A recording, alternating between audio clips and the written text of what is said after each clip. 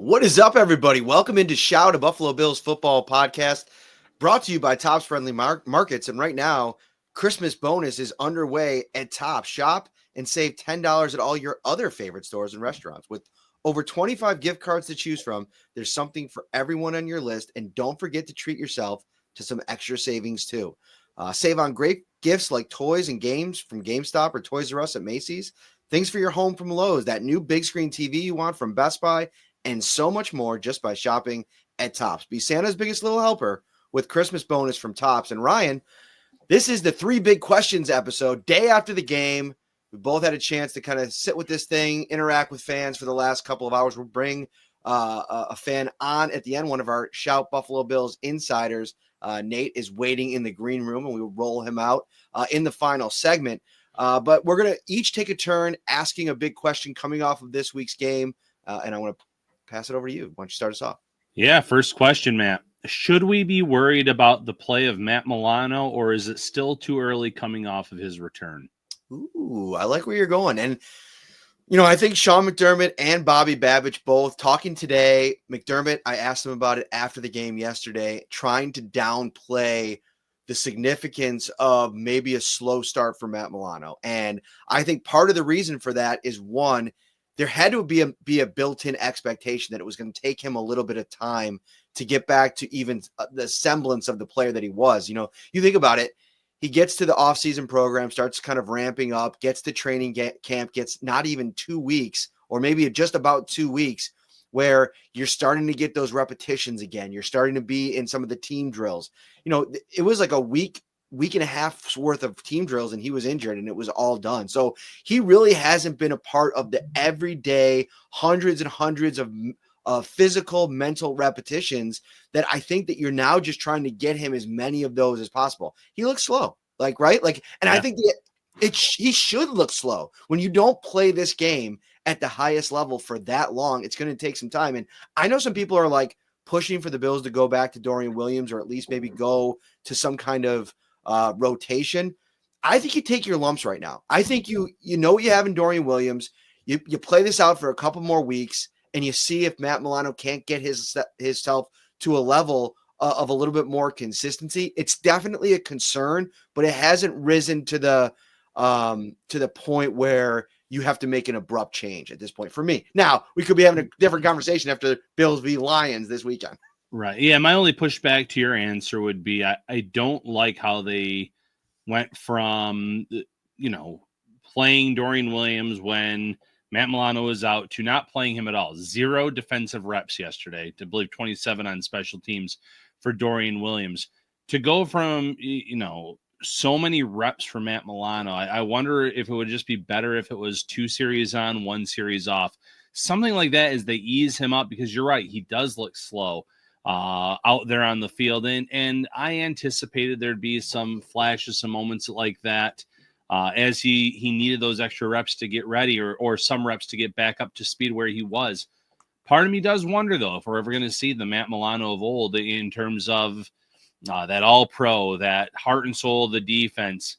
Age has to be factored in. These injuries have to be factored in. It has not been a good 2 weeks. The snow, the surface against the 49ers, that's one thing.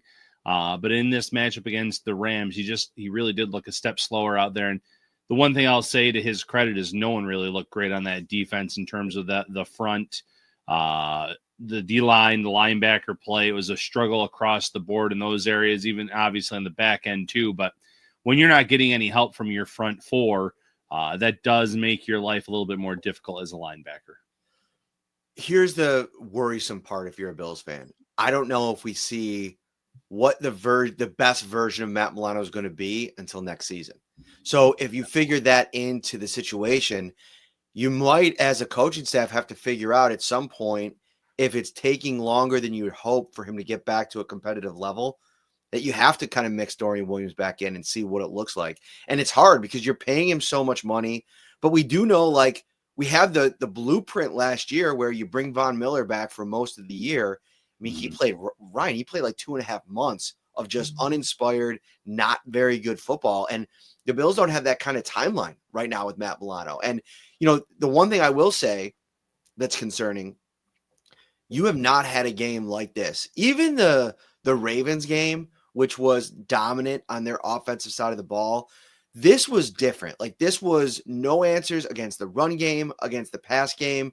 Puka Nacua, Cooper Kupp, and then even Tutu Atwell, who most of the time is an afterthought in this offense, found a way to leave his fingerprint on this game. And, you look at a lot of different moving parts. Dwayne Carter, you wonder if maybe they brought him back a little bit too soon or gave him too big of a role right from the jump coming back. There's a lot of things you could talk about. And to your point, there was nobody that was great, but the one constant biggest change to this defense over the last couple of weeks has been reinserting Matt Milano when Dorian Williams and Terrell Bernard had hundreds of snaps together all season long. That is such a position of importance when it comes to feeding off of each other, the communication piece. And I know Matt Milano is an old hat for him. He's been in this defense forever.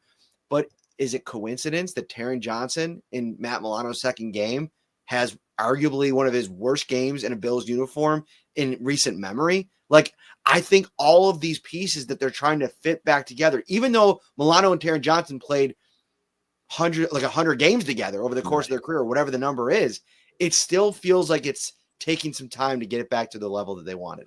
And that's fair. And athleticism matters in this defense. And right now he's shaking the rust off. I know it's not this type of injury that Von Miller was coming back from last year. And the most recent injury, obviously, for Milano was the torn biceps. But he did have a very significant lower body injury last season that he was trying to work his way back from at the start of this year when that bicep tear occurred. So I suppose a little bit more time will do well. But I would like to see at least Dorian Williams get sprinkled in a little bit, get some reps on the defensive side of the ball. All right. Question time. Let's do the pivot. I am going to ask you a question and see what you got here.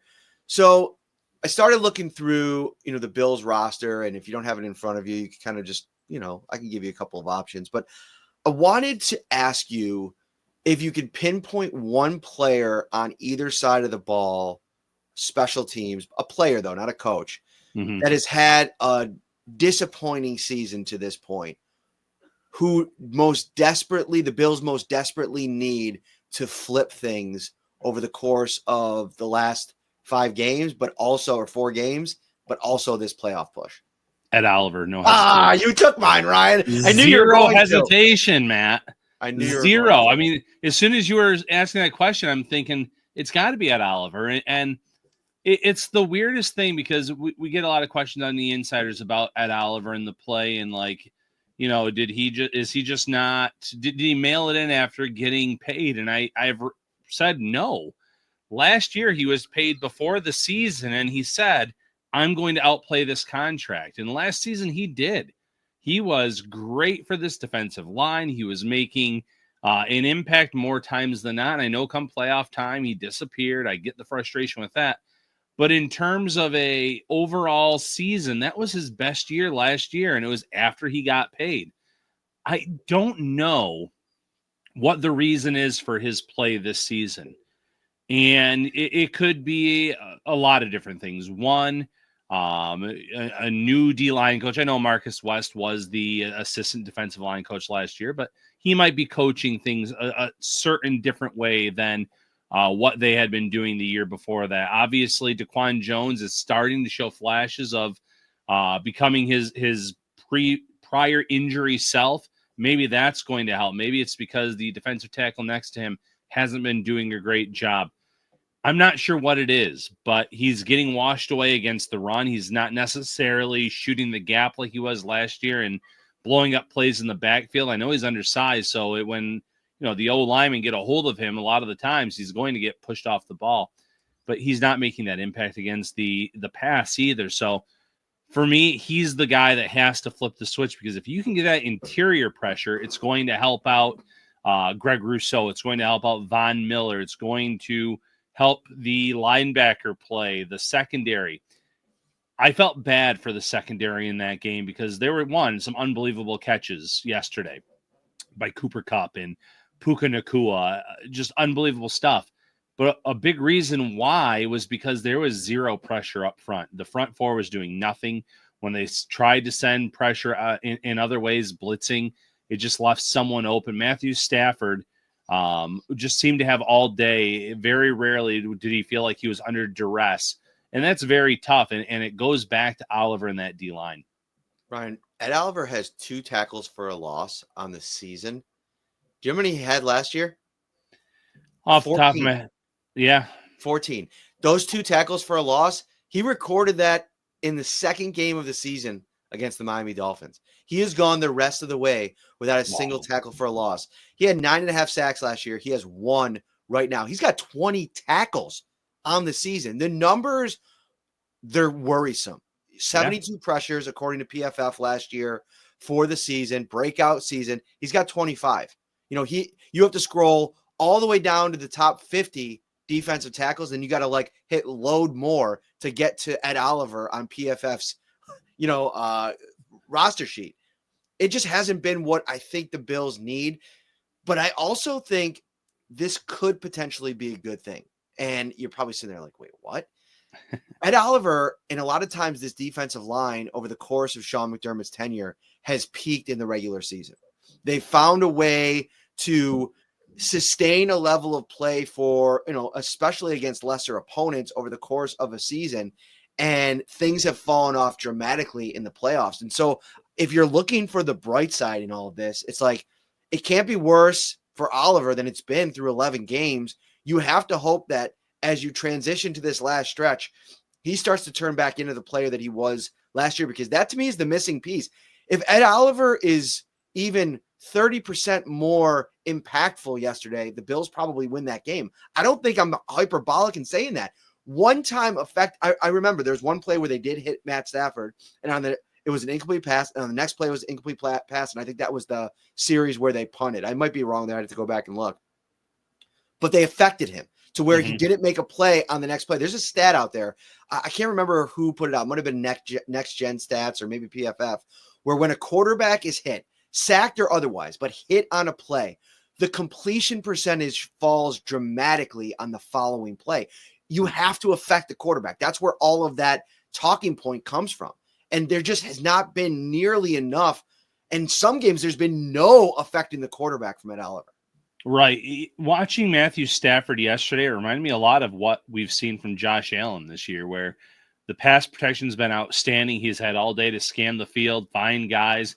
It's a big reason why the turnovers have been so low this year, why he's playing so efficiently. And then in a game like this, where he can still, go out and score 6 total touchdowns and look the way that he does when he plays. Stafford was having that kind of day against the Bills because the pressure was very limited. It was inconsistent. When they did get them into third downs, it was third and manageable. It's why the Rams went 11 of 15 on third down conversions. It's why they had 28 first downs in the game. The Bills just were not generating enough pressure, and it certainly starts up front with that Oliver. Great stuff here, and we're going to pivot to our last segment of the day. And right now, if you want to take part in the 3 big questions day after episode, all you have to do is sign up to become a Shout Buffalo Bills insider. Text 716-528-6727. When you sign up, you'll get a 2-week free trial. Then it's $3.99 a month. After that, the Shout text line is brought to you by Carrie C. Byer, attorney with the law offices of Francis M. Litro, located at 237 Main Street in Buffalo, New York. If you or someone you know is seriously injured, give them a call, 716-852-1234, or check out litrolaw.com. All right, Nate, get in here, buddy. What's up? How are you, man? Doing well, guys. How about yourselves? We're doing well. Awesome. So how long have you been an insider for? Golly, since the very beginning. I remember back, I think it was 2019. I was one of your first followers, and it's been incredible to be a part of it. Being a Shout insider has a ton of perks, and this is certainly one of them. I think we got a chance to meet in person. Was it at the Titans game a couple years ago? Unfortunately, it was the Jacksonville game in Jacksonville. Ah, okay. Yes. That was a rough one, right? Was that the 9-6 game? It sure was. Yeah, got to watch that live. You're a true fan, dude. That's pretty tough. Still hurts. We had actually like a really cool story. Employee for the Rams actually grew up a Bills fan, and I ran into him in the his name is Nathan as well, actually, which is cool. Ran into him in the press box. So shout out to him. Been listening to Shout for years. We love the connection that we have with our fans. You mentioned it. You're one of the OGs, so we appreciate you, brother. I love being it. Thank you. Okay, hit us with your question. What's on your mind here coming off the 44-42 loss to the Rams? Yeah, so you guys actually played into the question with the questions you asked each other a little bit earlier, and I have two noteworthy stats, so keep it brief, that I'm going to preface this question with, and I want to get your guys' opinion. So the first of which, and Matt, you actually retweeted this, but according to NFL research, going into Sunday, teams that had scored at least 6 touchdowns and had 0 turnovers had 245 wins and 0 losses. That record now is a blemish. The second of which came from Colin Cowherd today, in which he said that in games in which Allen has at least 400 total yards, the Bills have a losing record. They are 4-5. When Mahomes has at least 400 yards, the Chiefs are 14-2. So how concerned are you each, not necessarily about the loss yesterday, but the manner in which they lost, in which we've seen the headline, Allen plays like a superhuman, while the defense is a no-show, and the special teams has head-scratching plays? So for me, I would say the first and foremost thing that I'm concerned about is that in a game against an borderline elite offense, I mean, they were finally fully healthy. They had all of their pieces. Puka Nacua looked like an all-pro wide receiver. Matthew Stafford looking like prime Stafford. Bobby Babbage had no answers. Like, he wasn't able to make adjustments. Now, there's a lot of circumstances that play into that, right? They were trying on hats and t-shirts the previous weekend, celebrating a 5th straight division title. And I think just the natural progression off of that game was probably going to look something like this, like where at one area of the team, you're going to see a little bit of a fallback or, just not the same unit they've been in the previous couple of weeks. I'm sure that they don't want to use that as an excuse. And I think it's concerning because of how the Rams were consistently able to do the same thing over and over again. And in some of the big losses that you referenced, some of those 400-yard games, whether it be the Chiefs or other teams that they played against, it's the same story. I talked about earlier this season about having Bobby Babbage and running the defense and allowing Sean to kind of step into that head coaching role, that 30,000 foot view, run the whole operation to maybe protect him against some of these late game blunders. Well, what do you do in a game where your defensive coordinator that you've tasked with running that unit is reeling and not able to find any answers? And then a late game situation comes up like we saw at the goal line. And then we're removed from it a day. And Sean actually did come up today and say, yeah, we're going to probably take that out of the playbook. As much as we love running the sneak there, you can't have, get a stop and have the clock keep moving and burn a timeout. Tom Brady said it on the broadcast. He said it in real time. And I think everybody watching pretty much was in line with the thinking. As soon as you went like this and you call that timeout, the game was over. So I think that to me is like the biggest worry is like when the defense isn't going well, how much does Sean have to divert from everything else, the operation with Joe Brady, the communication there with calling the offense, and decision-making in those big gotta-have-it moments, and how much does he spend trying to get the defense right? Now, he said he didn't even entertain taking over the play calling in that game, but if there's another game like this, especially in the playoffs, will he? And how will that affect him late in the game? That, to me, is the biggest concern, Ryan. Yeah, so, first of all, that blemish stat, 235, 245-0, and then now 245-1, that's just such a Bills stat to take a number like that and have the Bills be the one loss. But my concern level is low, and I'm surprised I'm saying this, but I rewatched the game, and a lot of the catches that Puka Nacua and Cooper Kupp made were just unbelievable grabs. The Nacua one where he somehow was gliding out of bounds and got his feet in, the touchdown reception by Kupp in the end zone where Rasul Douglas punches it out, but he just has that unbelievable control to hold the ball down or to grab the ball and to haul that in and catch it. The Bills had been on quite the winning streak before this game. You don't want to overreact to one loss. Now, I get it. The losses that they've had this season have come against playoff teams. The Ravens, a team that they very well likely could run into again. I think the Texans loss is one they'd like to have back. If they were to meet up in the playoffs, I think the Bills could absolutely win that game. And the Rams, obviously being out of conference, you wouldn't see them again until potentially the Super Bowl. But you look at the way the Rams are built with the gunslinger quarterback, Matthew Stafford, going to make every throw out there. They have 2 solid backs. It wasn't just Kyron Williams, but Williams being great. And, two all-pro caliber wide receivers in Kupp and Nakua. A lot of teams don't have that. The Ravens have an unbelievable quarterback and a great running back, but some good tight end play too. They're not built that way. You look at the Chiefs and they just keep finding ways to win, but they're not overly impressive. They're not a team that scares you with the talent that they have at the pass catcher position necessarily. And I just look at this conference as a whole. I still think the Bills are in a really good spot to win the number 2 seed in this conference. The 1 seed might be far-fetched, but when you look at the remaining games for the Bills and the Steelers, I think you're more likely to have the Bills end up in that 2 seed. So you're guaranteed a few playoff games potentially as long as you win that first one. And then come the AFC Championship, I think by then anything can happen. So a lot of things that went wrong yesterday, a lot of it had to do with just how unbelievable the Rams were. They were mistake-free. They were catching everything. I don't think there was a single pass that hit off a receiver's hands or pass catcher's hands, even bounced up and looked like it could have been a turnover-worthy play. They were just running and firing on all cylinders. And with a big Lions game coming up, a very tough team, they are a little bit banged up. This is a good chance for the Bills to respond and show that this was a blemish after the hot streak that they had previously been on. Nate, let me ask you, how worried are you about that stat? About especially the 4 and 5 stat when he goes over 400 yards and the Bills are in that spot? Yeah, I mean, I think kind of like yesterday, that's not how the Bills want to win games. We know that McDermott wants to run the ball, and if Allen's having that many yards, it's generally because they're playing from behind. So I think that's just a natural progression with the number of yards.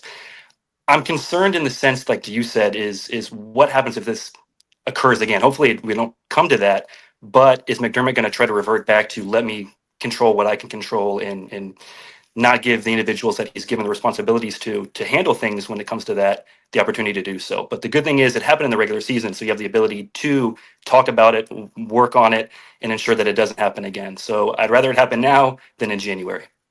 I agree with that. And I actually think the one positive to take out of this from a McDermott standpoint is you're looking at this situation, having something come up with 4 weeks to go before the start of the playoffs to where you can really spend the next month honing in. And he used this phrase, and I know a lot of fans got kind of eye roll about it. Well, what good is that now? Because you just lost the game yesterday because not executing in that operation. But I think that they do need to take another deep dive into their late game situations, go back with some of their analytics staff. What are some of the biggest moments that have happened in the playoffs over the last couple of years? Whether where teams have done things right, in the final minute, where things haven't gone well, and be prepared for all of those moments. And I think some of it too is you think about John Perry, you think about all the different pieces that they've added to the coaching staff to be, levers for Sean McDermott to pull in those moments. Sometimes you just have to have a gut feeling. In the press, but I'm not a coach. I'm not an NFL head coach. I could never perform in that way. But I'll tell you right now, if Sean McDermott turned to me, if he called me down to the sideline in that moment and he turned to me and said, "What do we do here?" The first thing out of my mouth as that moment is happening would be, "You cannot call the timeout." That is my number one directive in that moment. So you hope that is what Sean McDermott has. And I think maybe sometimes they get so involved in the minutia of preparing for all these different scenarios and all these different numbers. Sometimes you have to divorce yourself from that for a moment and say, football 101, what do we do here? We call this timeout, the game is over.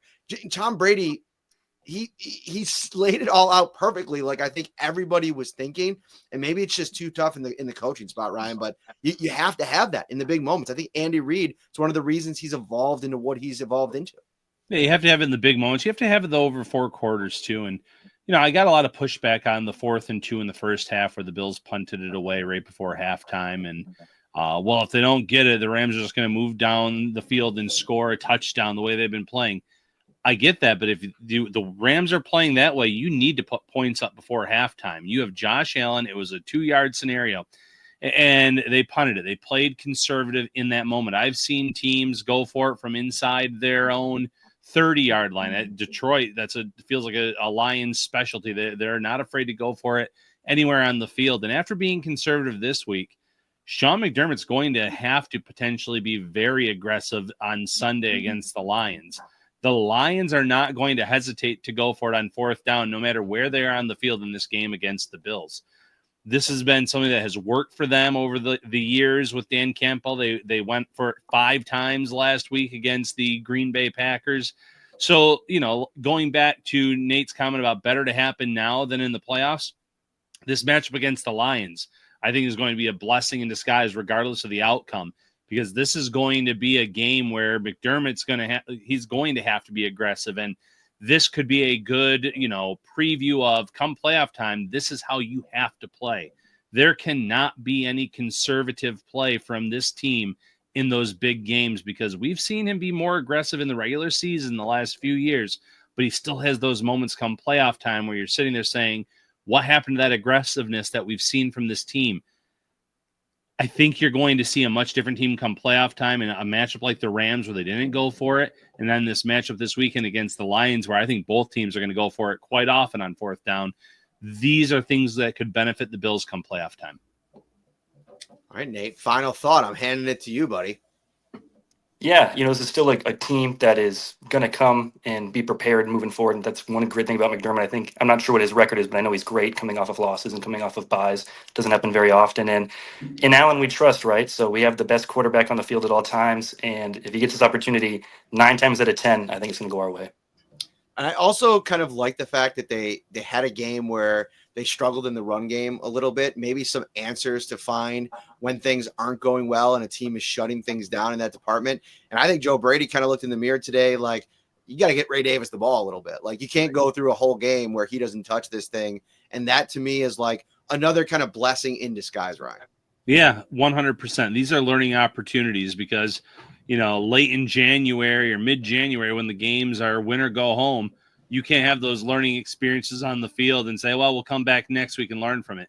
They've got to learn now, and these are the lessons where we have a really good number 2 back in Ray Davis that is maybe a little bit more physical between the tackles. And are we using James Cook the right way? We're kind of running him into the middle of the defense at times. Let him use his speed, get to the outside. Not to say you can't run up the middle from time to time, but again, here's the chance for the Bills offense to learn a little bit about the personnel and the usage there. And then on the defensive side of the ball, too, what's working, what's not? Do you need to mix in Dorian Williams more? What do you need to do to unlock Ed Oliver? Those are things where the Bills now have a few weeks to figure that out before the games really do count. Great stuff today, Nate. Thank you so much for joining us on the Shout Podcast. We appreciate you being a part of this thing for the last couple of years. It's going to be an exciting next 2 months. Hopefully the Bills go on a pretty exciting run for you and the rest of the Bills fans. We'll have you covered on all of it. All right, for Ryan, I am Matt. We'll have a preview episode, an early first look, hopefully tomorrow, Tuesday. Then we'll be back with the Staples Show on Wednesday. Take care.